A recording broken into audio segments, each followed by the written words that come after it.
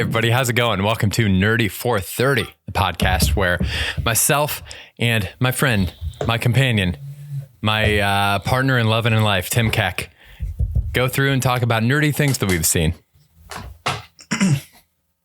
Yeah, we do. Nerdy stuff. It's going to be great. Today we're talking Falcon and Winter Soldier, episode 4. And of course, you know, all the other stuff. I don't know if anybody would go out of their way to like skip the first 3 episodes and show up for episode 4. But spoiler alert for all of it, because that's what we're doing today. Talking about it. Yay. And let me just say, if you did skip episodes 1 through 3 and show up for episode 4, don't expect the other 3 episodes to be this good, because this is by far the best episode of this show so far. This is what the entire show should have been. This is finally a peek at the real potential of this show. Like, finally, we're getting to what it probably could have been. I'd argue maybe it could have just been this good the whole time, you know? I absolutely think it. My critique when we did episodes 1 through 3 was that it didn't have the same level of polish that other Marvel projects have. It felt like a first phase Marvel project. This one, I mean, slots right in where we're going. Off the top of my head, one of the biggest differentiators I can think of is, yes, we get fight scenes. The fact that we get cool fight scenes in this episode is not what makes the episode good. All the episodes have had fight scenes so far. What makes this episode's fight scenes so good is that they're charged. They are emotionally charged with characters and stakes that we care about. Yes, this fight makes sense. It's also like low down and gritty. You know what I'm saying? Like, I understand why you want to start the first episode with a spectacle of the Falcon fighting a helicopter, but somehow that's not as impressive as it should be, because this is in the context of Iron Man, who can fly through space and like fight a comet. You know, it's like Thor, who can, I don't know, take the whole force of a star to his face and then just get up and walk it off. like we're comparing the Falcon to literal gods. So like somehow the bigger the stage, the smaller it seems. And I feel like comics like Captain America, the Hawkeyes of the world, you know, they just need the stakes. The Black Widows need the stakes lowered.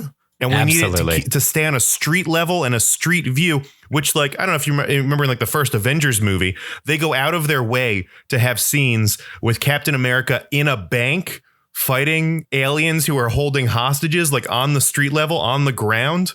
And then they cut to whatever, Iron Man fighting monsters in the sky, but they're still giving Captain America a task in a smaller world on a lower scale. That then somehow lowering the scale raises the stakes for him, because this is him pushing himself as hard as he can go, you know? And the fight scenes this week, it's like hand-to-hand combat. It's like nitty, it's gritty. They're on the ground, they're in this building slugging each other out. It just feels real to me. It I don't know. It flowed with the story and it felt really real. It was the exact tier of combat they should be doing this whole time. It's exactly what they should be doing character-wise with this show also. And it's what Marvel gets so right that I always say DC gets wrong, is that with DC movies, classically, you only really care about what's happening when you're watching the spectacle, when you're seeing the superhero in their superhero costume. The thing that Marvel does so well is they make you care about the characters that are in those costumes. So you care more when you see Steve Rogers than you do when he's suited up as Captain America. Or if you get a long stretch where you see Steve Rogers, and then he decides he gets to a point where he needs to put the costume on, like in Winter Soldier, to go beat some ass, you're like, oh man, this is going to be insane. Like, he's suited up, he's ready for action, something big's coming. So this episode, when we get these fight scenes, when you get the Dora Milaje coming in and beating John Walker's ass, it feels so good. Sam and Bucky are just standing back, like taunting him. Like what Bucky says, like, looking strong, John. I was in heaven. It was amazing. That's exactly the kind of dialogue that I was expecting from this show. Looking strong, John, is the perfect example of the like heckling bro culture that I really wanted from this show, you know? It's just two dudes who have each other's back, but like also talk mad shit to each other. It's just like it's like connecting into the vibe. Which is kind of funny because if there was more of that kind of dialogue between Sam and Bucky, I would believe that they didn't like each other. I will say this until I'm blue in the face. You can just tell that Anthony Mackie and Sebastian Stan are very good friends. You just don't buy for a second that they don't like each other. But that kind of thing, you really buy that like vitriol that he has for U.S. Agent, for John Walker. And the little details like the one member of the Dora pinning John Walker to the table with the spear, and then he's trapped in there and he can't do anything. He just feels so like useless and frustrated. And then at the very end of the fight, when he's talking to Lamar and he's like, they weren't even super soldiers, and he's just so exasperated, and you can feel the weight of how this guy feels like he's crumbling under the expectations that have been placed on him. It's awesome character development. I ran out of breath. I'm so stoked about this. All the fights support character development. That's the only reason I ever want to see a fight. The character development in this is incredible, and maybe what's just been lacking the whole time. Like all of a sudden it seems like US Agent's arc is very clear. I mentioned last episode that it seems like Falcon and the Winter Soldier are kind of two sides of Steve Rogers, right? Mm-hmm. And in this one, they really solidify that Anthony Mackie is the heart and soul of Captain America. He's the closest thing to Steve Rogers' like sensibilities, sense of justice, and like ultimate heart when dealing with people and having empathy and trying to understand people, you know? And Sebastian Stan is the other side of that, which is like the super soldier, like the physical aspect of Captain America and all the ramifications of that. But like they really let Anthony Mackie shine in that therapy scene when he starts talking to, I'm blanking on her name. I want to say Clarissa. Carly. I knew it was something with a C. When he's talking to Carly and just because we know he's a therapist. That was his introduction to this, is he's like worked with veterans and he talks to people. He's a communicator and he's able to use these skills that make him distinct from the rest of the Marvel universe while talking to her and having this therapy session. And it's the kind of thing where you're like, man, if he gets a little bit more time with her, he could actually convince her, which is kind of the vibe I want from Captain America too. Like I don't know. It was somehow the best character work for Anthony Mackie the whole time. Was just this one conversation just fleshed out his character so much. It made it so clear why he needs to be Captain America. Absolutely. It's been a really slow build, which I respect that it's been a slow build, but I think maybe it was a smidge slower than it had to be with him going through the first 3 episodes and learning like, I guess check light after check light were flashing to make him realize like, oh shit, actually I probably should have been Captain America. And then this episode fully, even though he's not wearing the costume, he stepped into the role. That scene was amazing.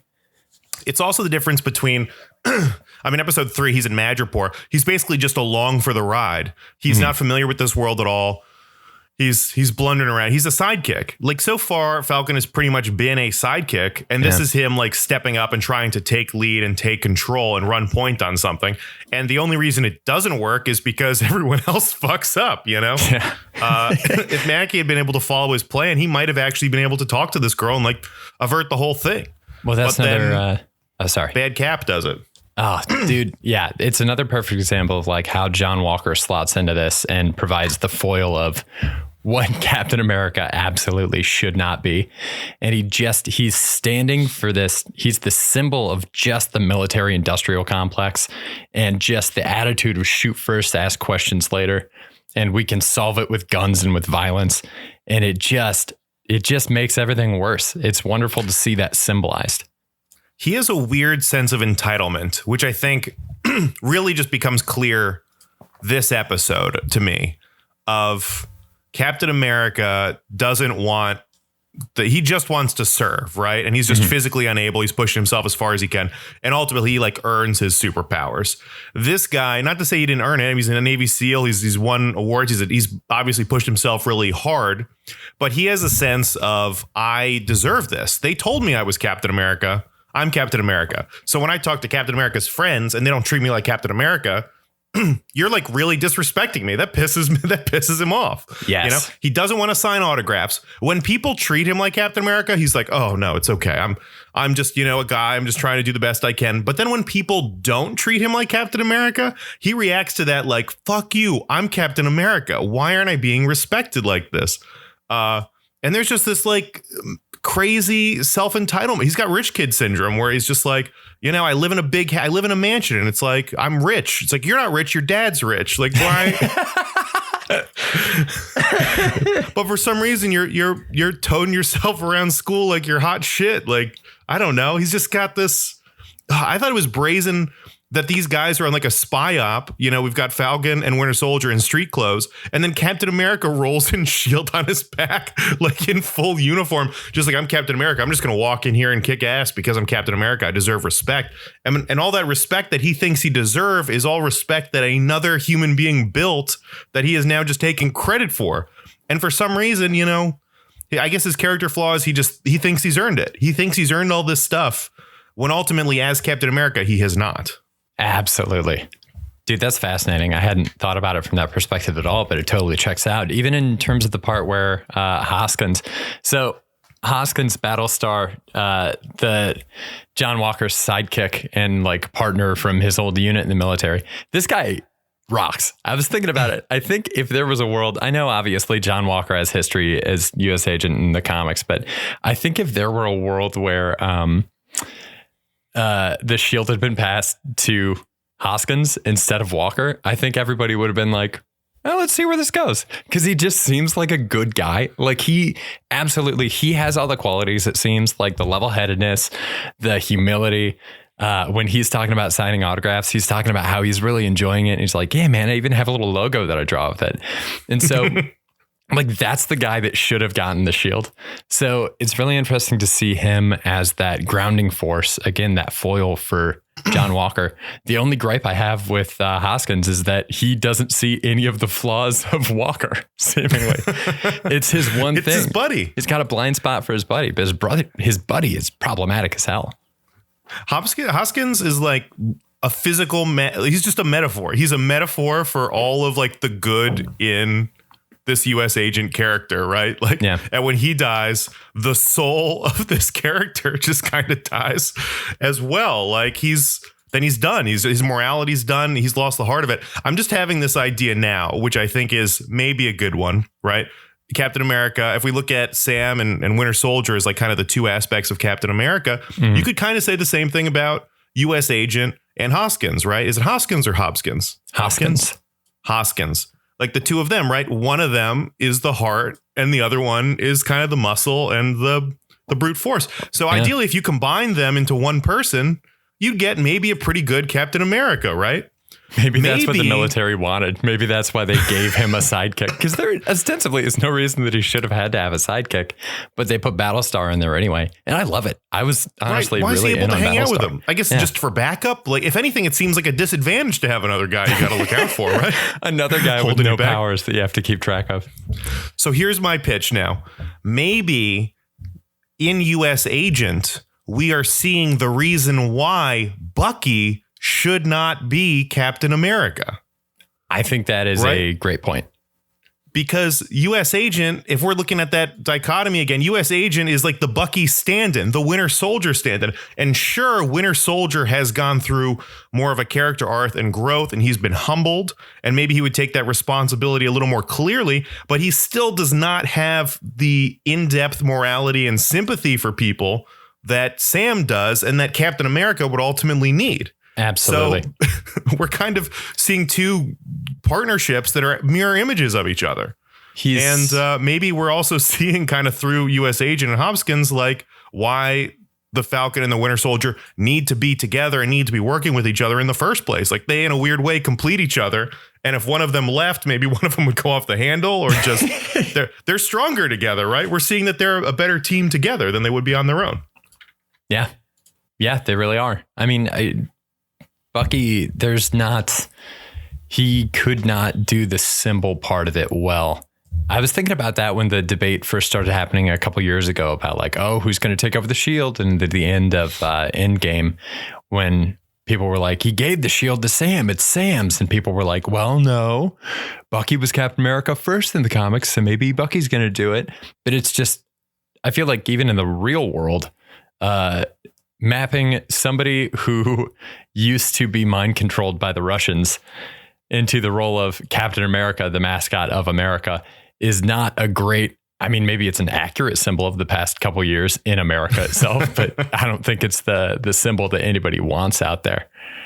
Might not be a great look to make a guy who was a known murderer and criminal, whether or not he was mind controlled or not. It might not be a good look for the government to do that, but certainly he fits the profile visually of what they want for a Captain America, and physically more than they do. And I mean, they gave it to John Walker, right? So they're not factoring in the whole heart and emotion of it that the guys did originally when they picked Steve Rogers. Yeah. Let me ask you this. At what point in this episode did you realize that Hoskins was going to die?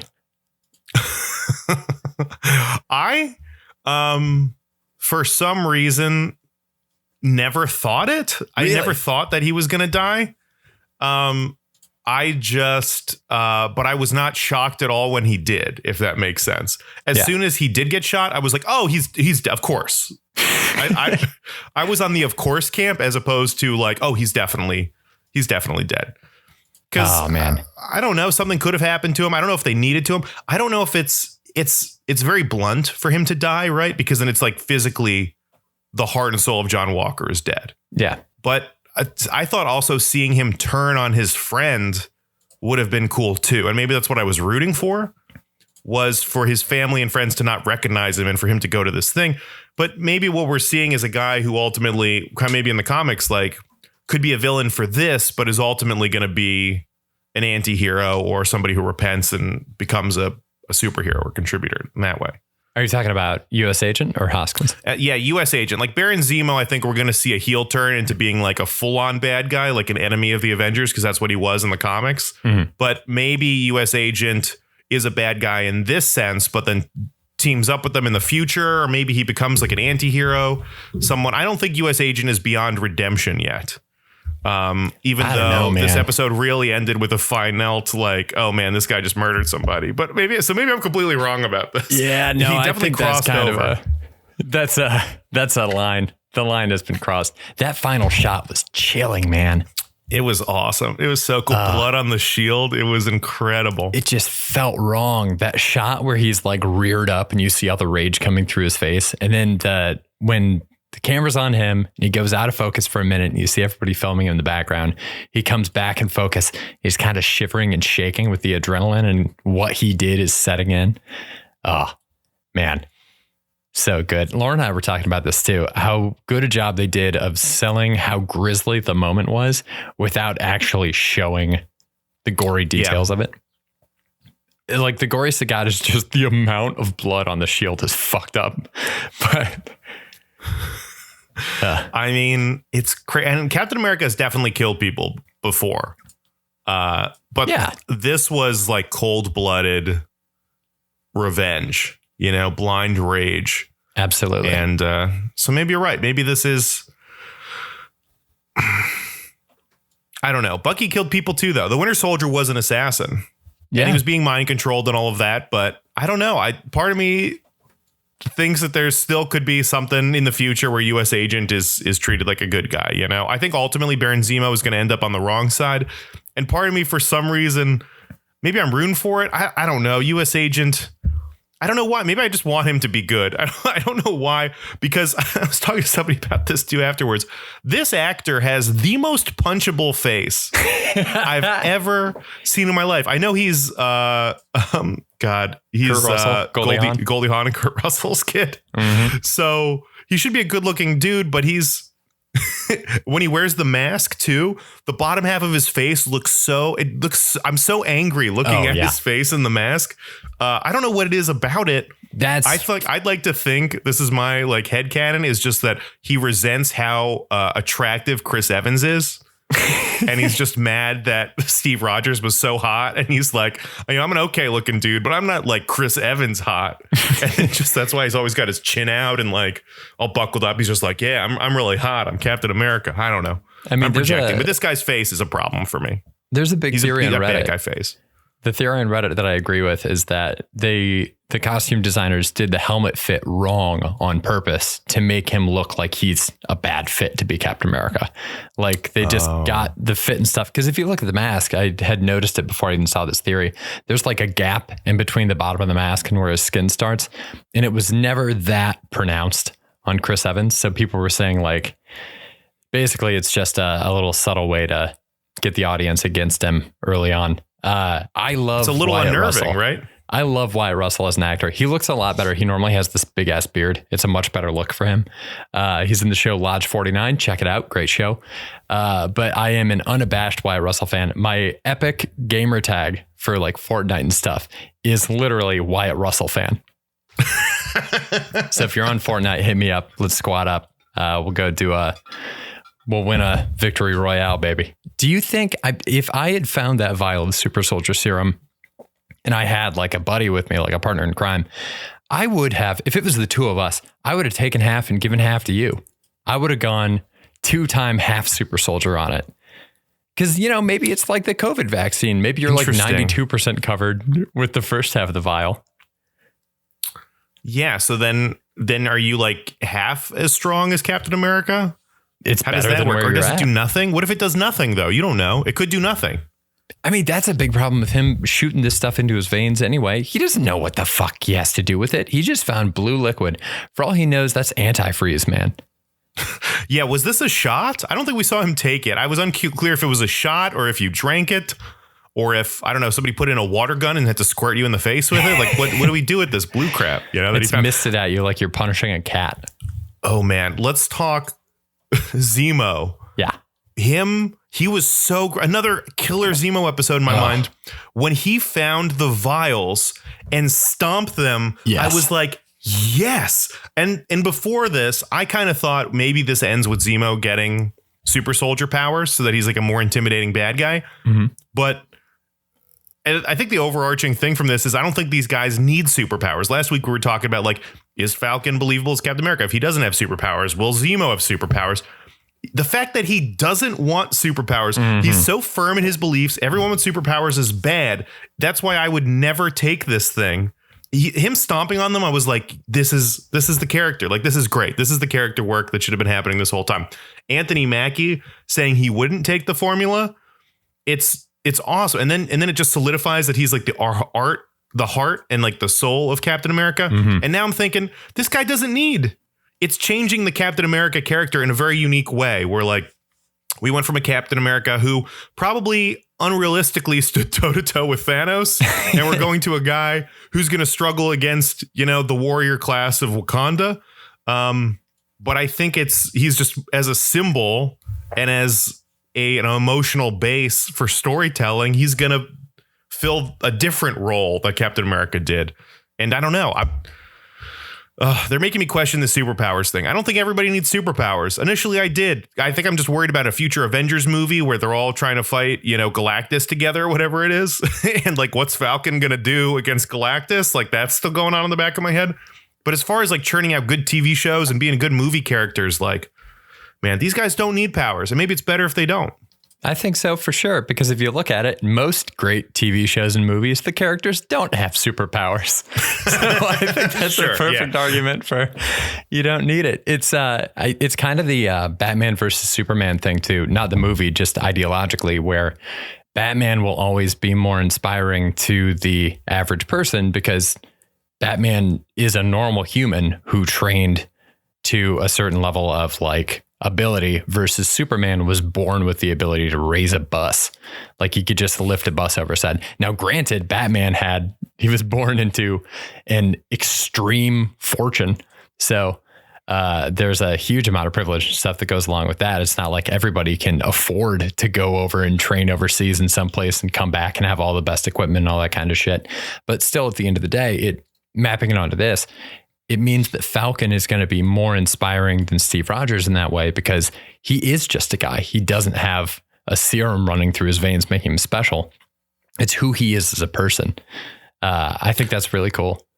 Yeah, Captain America feels like a regular human next to Thor and Iron Man, but around regular people, he's still head and shoulders above them. You know, the idea that Falcon is somehow more human just is starting to grow on me of like, yeah, no, this is cool. This is cooler that he's just a guy, you know? I think it's awesome. And if we're talking about the Warriors from Wakanda, I'm blanking on the name, but they kicked ass and they completely humiliated US Agent. And his takeaway was they didn't even have superpowers. Like, yeah. I'm nothing. I can't compete with them. And it's got to be ultimately devastating when just regular human beings are kicking your butt, which is kind of he's kind of going through the arc I thought Anthony Mackie would. But in this episode, Anthony Mackie really holds his own in combat in a way that probably pisses off U.S.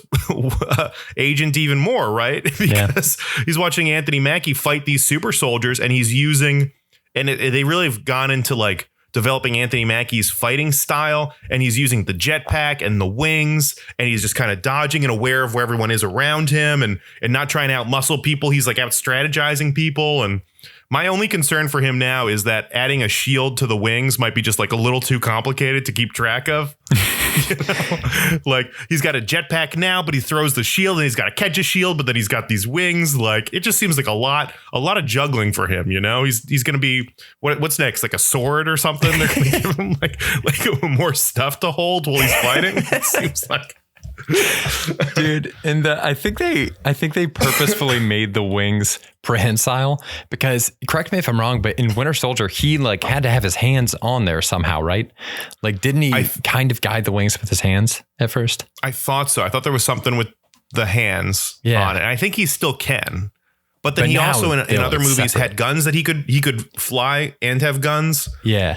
They've added the wings. I mean, in Endgame, he stabs some dude in the chest with the wings. Yeah, that was cool. Which was pretty hardcore. And it's like, so they're becoming more and more flexible. It's still pretty weak technology compared to Iron Man or somebody, you know. But dude, and then the fact that the ladies from Wakanda were better with the shield than Captain America was. Oh, that was They used it against him with the spear. She stepped on it and like caught it, which, I don't know how she was able to do that, but the fact that they can. And U.S. Agent is just so humiliating for U.S. Agent. It was such a thorough ass kicking that I loved it. I was all about it. It checks out, too, because they would be so used to vibranium and the way that vibranium behaves, having been exposed to it all over the place in Wakanda. Their own weapons are made of vibranium. So it's so cool to see that, like the familiarity with it. When she steps on the shield and it launches up onto her arm, that was the coolest shit in the world. I was kind of like, let her have it. Like she earns it more than he does. Even though part of me was like, well, wait, too many people are picking this thing up, You would want to. It's Steve Rogers' thing. I would totally pick it up, but the more people that pick it up, I'm like, okay, come on, guys, like stop picking it up. Like this is like one thing, one guy needs it. It's like now so far everyone can use the shield. It felt like it was a thing before that like nobody else, like it was really hard to catch Captain America's shield, and then it was a thing that Bucky could. And now this guy can, and now just random people from Wakanda are also really good with the shield. And it's kind of like, okay, I guess the shield's magic is rubbing off a little bit, People are kicking out of this finisher. It looks really hard. I totally buy the Dora Milaje being able to do it because, again, the familiarity with vibranium. I totally buy that. When they show John Walker in like the second episode or the first episode training with the shield, there's like a 5-second clip of him taking down a couple targets with it. It was like terrifying. It's like, I wouldn't want that thing flying back at me. So that seems very, very difficult to control and to operate. One last thing that I want to touch on that they did really well in this episode that I think has not been done as well in the previous episodes. They set up Sam's family life in the first episode, and I'm down with it. I like it. I like seeing where he came from. I think that's great for grounding the character. And again, showing us that Sam is a normal guy. He's like the normal dude with normal human problems standing next to these gods on the Avengers. I loved that Carly put leverage on Sam in this episode by calling and threatening his sister and his nephews. That was like that kind of the fact that she was able to do that, the fact that he has those vulnerabilities. That is, again, it's like another humanizing thing for the character. It's that same thing that Spider-Man's always been afraid of in the comics of if anybody learns my secret identity, then, my loved ones are at risk. His identity is very public. And so this is a huge vulnerability for him. And I thought that was really especially because Steve Rogers doesn't have anybody. He never had anybody. He's a man at a time. He has no family. He has like all of his friends are ancient war vets. Yeah. What are you going to call him and threaten Thor? Like, yeah, exactly. You could only threaten people who are more powerful than Steve Rogers. You're threatening the dudes that help Steve Rogers when he's held for ransom.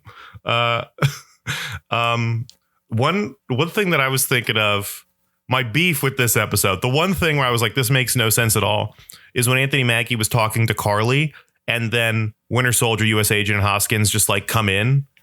There was no Sam being like, what the fuck, guys? Why are you coming in here? I felt like he was just he saw them coming and like wasn't surprised at all. And I was like, if I see these guys coming after, I was like, give me 10 minutes, I'd be in this guy's face like, what are you doing? You guys are blue in this. I almost had her. There was none of that. It was just, oh, these guys are here now. She's like, he betrayed me. They run off. And then we chase her all of a sudden. And he's not mad. He wasn't mad at anybody. Like, why wasn't he mad at Winter Soldier or U.S. Agent for interrupting when he was so close to getting her? See, I like that. I thought it was just, I thought there was like one moment where he was like, oh no. And then I liked that he just rolled with it. Like he just took the situation as it was and was trying to deal with it in the moment. He wasn't hung up on how it was supposed to go down in his mind. I thought that was a nice little character moment, honestly. I thought if we were trying to drive a wedge between Falcon and Winter Soldier, him saying something to Winter Soldier about it would have made sense for their antagonistic buddy cop relationship. True. That's a good point. And it would have widened the gap between him and U.S. Agent. Like, even if he's just talking to Bucky after and being like, I almost had him, man, I swear. And then just them saying something about how U.S. Agent's always messing stuff up or something. I don't know. They could have addressed it. I was just surprised. I was like, I would have lost my mind if I'd almost ended this whole thing. And then this U.S. Agent guy who's masquerading around as like my old friend's costume ruined this for everybody. Like, I'd be mad. So is that your beef for this episode? That's my beef for this week. I pitched you a segment called Beefs, which is just us expressing our beefs with the episode. Kevin, do you have a beef for this episode? I kind of already voiced it, but my beef for this episode is Hoskins is friends with John Walker. What's that about? He's such a dick. Like, Hoskins too cool for him. He's way too cool for him. I wouldn't want to hang out with John Walker. That makes sense. Why are they such good friends? Why do people like this John Walker guy so much? I don't know, man. I really don't know. What's his redeeming quality? He's a fucking suit, man. He's a gas bag. He's an empty suit. It's like he's smiling like when he's on Good Morning America. He is Good Morning America. He's this like hollow thing that's just like, oh, wow, look at this wonderful thing that has absolutely no depth to it or meaning or purpose. Yeah, I think they're getting away with not fully fleshing out some of his character stuff just because we're so familiar with the beats of Captain America. Mm-hmm. And I think whenever we need to like explanation for his character, we just look at the people around him. You know, we look at Falcon, we look at Winter Soldier, and they all kind of fill in the picture of like what this guy's missing or like what this guy had in the first place that motivated him. Yeah. They also talked about doing like horrible stuff during the war to earn their medals and stuff. That was interesting. So that's something that I'm like, what is this? What is happening here? Did these guys go crazy? And I don't know. It's a rare moment of Hoskins still said like when the idea of the super soldier serum came up, the first thing he mentioned was imagine how many more people we could have saved, which I think is really telling about his character. So like, I did think it was interesting that John Walker brought up, you know, you and I both know that the things we did to earn those medals of honor in Afghanistan didn't feel heroic. It's a rare moment of questioning the military in Marvel property. Yeah, it's kind of it's the closest to self-awareness we get from this guy. Yeah, to be honest. I thought we could end on this, since this is a series. Some reckless speculation. Oh, yeah. Just real quick minute, Kevin. What do you think is going to happen in the next 2 episodes? Where are we going? Oh, my God. I think, obviously, Sam ends up with the shield at the end of this thing. I think the shield is taken away from U.S. Agent by the government. I think he goes rogue and maybe goes on a mission, tries to kill more of the Flag Smashers, tries to kind of prove like, okay, you can take the shield away from me, but I'm still dedicated to this cause of killing these people that killed my best friend. And then how does Sam get the shield ultimately? You think the government gives it to him? No, I think he takes it and he basically has like a Captain America in what was that? I forget which movie it was. But Cap just basically said like, oh yeah, it was in Winter Soldier. He said like, yeah, there's no more Shield after this. We're not rebuilding Shield. Like that's it. It's done.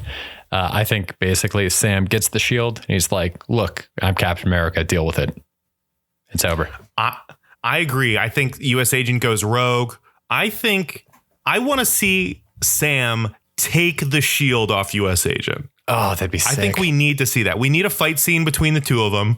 I think in this episode they set up they set us up to believe that Falcon maybe would have a chance in like one-on-one combat against him, but I'd be cool with Bucky helping him out. I think this ends with the two of them tag teaming US Agent and Sam picking up the shield from him. Or maybe even like Winter Soldier picking it up and then handing it to him. Maybe that'd something like that. But I want to see a fight between them and I want to see him physically pick it up and take it off of him. Hell yeah. Cool. And then maybe the power broker shows up. I don't know. I don't know if the power broker's actually going to do anything in this. You know what? I kind of don't even care. I got to be honest. I don't even care. On that note, let's wrap it up. Kevin, this was fun. I'm loving this. I'm loving it. We are a part of Mess Around Media Network, so check out all those other podcasts. We got some other fun ones. Political Therapy is one I do with my good friend Pat Wise, where we talk politics. So if you thought my takes on Marvel movies were crazy, just wait till I talk about real life. Political Therapy, available wherever you get your podcasts. Kevin. Yeah, check out the Kabauer Hour. Available only on Spotify because I play copyrighted music. So it's like half music, half, as Tim once described it, weird NPR. It really is. Guys, please like, subscribe, share if you can. Keep watching Marvel stuff and let us know if you got any crazy theories or if you hate any of ours. All right. Bye. Bye.